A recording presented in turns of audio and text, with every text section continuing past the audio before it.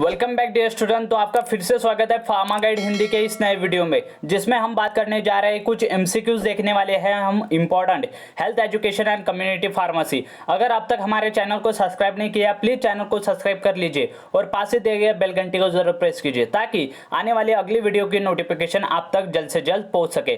तो स्टूडेंट्स, अब तक हमने जो है 2 वीडियो लेक्चर जो है इस पे बना रखे हैं एमसीक्यूज पे बारे में।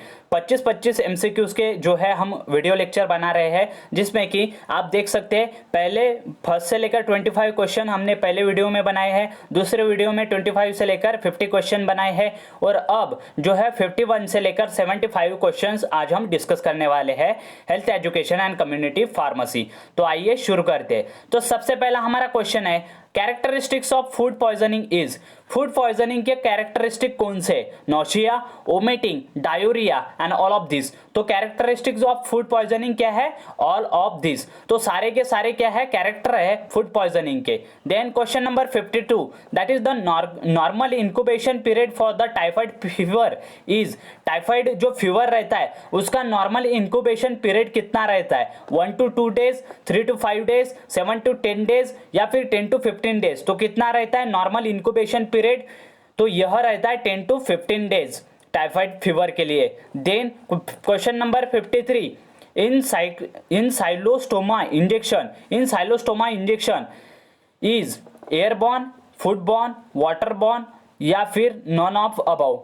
इन्फेक्शन है, sorry, ancylostoma infection is airborne, foodborne, waterborne या फिर नन ऑफ अबव। तो क्या हो सकता है इसका? None of above. तो इन साइलोस्टोमा इन्फेक्शन क्या है? ये ना ही एयरबॉर्न इन्फेक्शन है, फूडबॉर्न इन्फेक्शन है, वाटरबॉर्न इन्फेक्शन है। Then question number 53 a toxoid is use for the treatment of following. तो टॉक्साइड यूज किया जाता है किसके ट्रीटमेंट के लिए? टिटेनस के, जॉइंडिस के, ट्यूबरकुलोसिस के या फिर लेप्रोसी के। तो किसके लिए जो है टॉक्साइड यूज किया जाता है यहाँ पर ट्रीटमेंट के लिए? तो toxoid is use in the treatment of tuberculosis.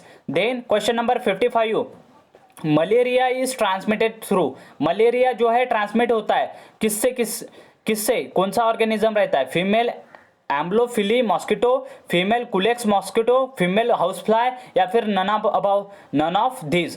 तो malaria transmit through female anopheles mosquito. तो यह है correct answer. Then question number 56 malnutrition is transmitted through. जो माल न्यूट्रिशन रहता है वो किसके वजह से ट्रांसमिट होता है? विटामिन, आयरन, प्रोटीन या फिर मिनरल। तो किसके वजह से होता है?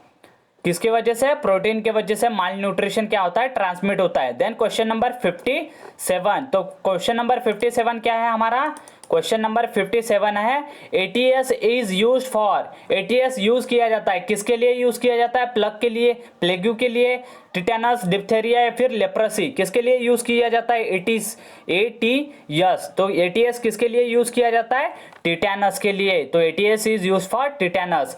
Then question number 58 which one of these is used for the treatment of disease like AIDS। तो एड्स के लिए एड्स के ट्रीटमेंट के लिए कौन सा जो है यहाँ पर केमिकल यूज किया जाता है? क्लोरामफेनिकॉल, राइफेम्पिसिन, टेट्रासाइक्लिन या फिर एमिटिडिन। तो कौन सा सब्सटेंस है या फिर कौन सा केमिकल है वो? Amitidine. Amitidine is use in the treatment of AIDS. Then question number 59 live oral polio vaccine is. Live oral polio vaccine क्या रहती है? साल्क वैक्सीन रहती है, सबाइन वैक्सीन रहती है, पॉलीवैलेंट वैक्सीन रहती है या फिर नन ऑफ दिस। तो लायू ओरल पोलियो वैक्सीन क्या रहती है? सबाइन वैक्सीन रहती है। Then question number 60 which one of this is a bacterial disease. कौन सा नीचे दिया गया बैक्टीरियल डिसीज है? टाइफाइड है, इन्फ्लुएंजा है, चिकन पॉक्स है या फिर अमियोबाइसिस है। तो कौन सा है बैक्टीरियल डिसीज? तो बैक्टीरियल डिसीज है टाइफाइड, जो कि साल्मोनेला टाइफीम्यूरियम से यहाँ पर प्रोड्यूस होता है। Then question number 61 increase demand of oxygen causes. अगर ऑक्सीजन की डिमांड यहाँ पर बढ़ जाती है तो कौन सा जो है यहाँ पर डिसीज या फिर इन्फेक्शन हो सकता है? तो myocardial infarction, hypertension, angina pectoris, congestive heart failure. अगर ऑक्सीजन की डिमांड बढ़ जाती है तो एंजाइना पेक्टोरिस यहाँ पर क्या होता है? ऑकर होता है। Then iodine deficiency is. Iodine की डिफिशियंसी अगर होती है तो कौन सा डिसीज यहाँ पर फॉर्म होता है? गॉइटर, नाइट ब्लाइंडनेस और इन्फ्लामेशन। नाइट ब्लाइंडनेस किससे होता है? विटामिन ए की डिफिशियंसी के वजह से। और इसका आंसर क्या है? आयोडीन डिफिशियंसी डिसऑर्डर कौन सा है यहाँ पर? गॉइटर है। गॉइटर किसके वजह से होता है? आयोडीन के डिफिशियंसी के वजह से। Then mumps usually affect in children. जो मम्स होता है डिसीज, वो चिल्ड्रन को अफेक्ट करता है यूजुअली। कहाँ पे अफेक्ट करता है? सलाइवरी ग्लैंड पे, ब्रेन पे, टॉन्सिल्स या फिर थ्रॉट पे या फिर पैंक्रियास पे। तो कहाँ पर अफेक्ट करता है? Mumps usually affect in the children. तो सलाइवरी ग्लैंड जो रहती है चिल्ड्रन की, वहां पर जो है मम्स जो है यहाँ पर क्या करता है? अफेक्ट करता है। देन क्वेश्चन नंबर 64 देख लेते हैं। क्वेश्चन नंबर 64 है हमारा, cholera is characterise by. Cholera जो है वो कैरेक्टराइज बाय किससे जो है कैरेक्टराइज किया गया है? Dehydration of tissue, dysentery, skin rashes, pneumonia. तो किसकी वजह से कॉलेरा जो है ऑकर होता है? तो वह होता है डिहाइड्रेशन ऑफ टिश्यू। टिश्यू के डिहाइड्रेशन के वजह से कॉलेरा यहाँ पर क्या होता है? ऑकर होता है। Then question number 65, food poisoning is mainly cause by. Food poisoning mainly किसकी वजह से होती है? टाइफस, साल्मोनेला, शिंजेला या फिर टिटेनस। तो किसकी वजह से होता है हमें फूड पॉइजनिंग? साल्मोनेला बैक्टीरिया जो रहता है उसके वजह से फूड पॉइजनिंग मेनली ऑकर होती है। Then transaminases are increasing. जो ट्रांस अमाइनेजेस एंजाइम रहता है वो इंक्रीज होता है किसमें? डिप्थेरिया में, हेपेटाइटिस में, ट्यूबरकुलोसिस में या फिर कोलेरा में। तो किसमें होता है वो? ट्रांस अमाइनेसेस इंक्रीज होता है, वो हेपेटाइटिस में क्या होता है? इंक्रीज हो जाता है, बढ़ जाता है। Then question number 67, that is hepatitis is characterise by. जो हेपेटाइटिस है वो कैरेक्टराइज है, मतलब उस हेपेटाइटिस अगर हुआ तो क्या होता है वहां पर? इन्फेक्शन। तो inflammation of lungs, skin rashes, inflammation of liver या फिर इडिमा। तो क्या होता है अगर हेपेटाइटिस हुआ? तो हेपेटाइटिस अगर हुआ तो उसे ही कहा जाता है inflammation of liver. Then risk factor of hypertension is. Hypertension का रिस्क फैक्टर कौन सा है? High salt intake, obesity, intake of fatty diet या फिर ऑल ऑफ दिस। तो कौन सा है यहाँ पर रिस्क ऑफ हाइपरटेंशन? हाइपरटेंशन होने का रिस्क, तो इसका ऑप्शन है ऑल ऑफ दिस। क्यों? क्योंकि हाई सॉल्ट इंटेक की वजह से हाइपरटेंशन होता है, ओबेसिटी की वजह से हाइपरटेंशन होता है और इंटेक ऑफ फैटी डाइट की वजह से भी हाइपरटेंशन होता है। तो इनडायरेक्टली ऑप्शन क्या है? All of this. Question number 69, chlorhexidine is used as. Chlorhexidine कैसे यूज किया जाता है? As a disinfectant, as a in bacteriostatic या फिर एंटीसेप्टिक या फिर नन ऑफ दिस। तो क्लोरोहेक्सिडिन कैसे यूज किया जाता है? तो क्लोरोहेक्सिडिन यूज किया जाता है as a antiseptic. Then question number 70, bacteriostatics kills the virus या फिर inhibit the growth of fungi या फिर inhibit the growth of bacteria या फिर किल द बैक्टीरिया। तो बैक्टीरियोस्टैटिक क्या करते हैं? तो बैक्टीरियोस्टैटिक क्या करते हैं? इनहिबिट करते हैं ग्रोथ ऑफ बैक्टीरिया। बैक्टीरिया की जो भी ग्रोथ रहती है उसे इनहिबिट करने का काम कौन करता है? बैक्टीरियोस्टैटिक्स।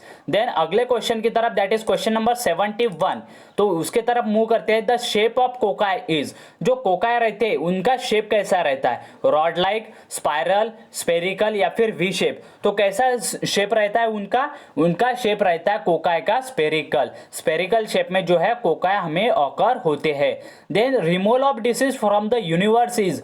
जो यूनिवर्स रहता है वहां से डिसीज का रिमूवल, मतलब पूरे दुनिया से जो है अगर डिसीज गायब ही हो गया तो उसे कौन सा नाम दिया जाएगा? इरेक्डिशन, प्रिवेंशन, एपिडेमिक या फिर पैंडेमिक। तो उसे नाम दिया जाएगा इरेक्डिशन। तो इरेडिशन करके जो भी removal of disease from the universe is known as eradication.